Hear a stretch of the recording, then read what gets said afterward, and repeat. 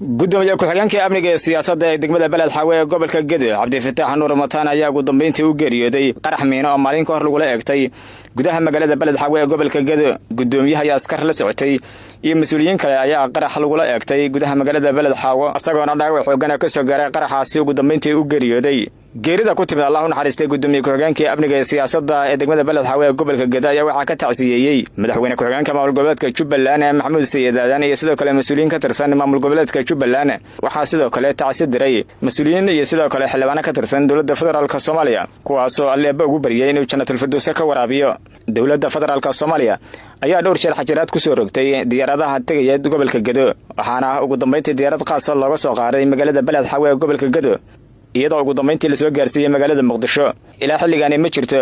cid sheegatay mas'uuliyadda qaraxana lagu eegtay gudaha magaalada Balad Xawe. gudoomiyaha ku-xigeenka amniga siyaasadda ee degmada Balad Xawe maleeshiyada ururka Al-Shabaab ayaa marar badan waxay sidaan kale qaraxyo nooca miinada dhulka lagu aasaa waxa ay la eegtaan ciidamada xoogga dalka Soomaaliya iyo sidoo kale mas'uuliyiinta ka tirsan dawladda federaalka Soomaaliya.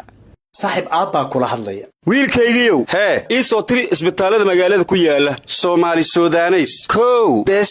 Allahu akbar war meeqa tabeelan laamiyada ku arkay aba matayaad rabtaa mise tabeelle tayo Allah ileh haba u labayn Soomaali Suudaneys أنا دكتور دره وإسبitaalka kaliya ay ku guuleystay 5 sano oo isku xigta abaalmarinta isbitaalka ugu fiican Soomaaliya Soomaali Suudaneys Hospital SSH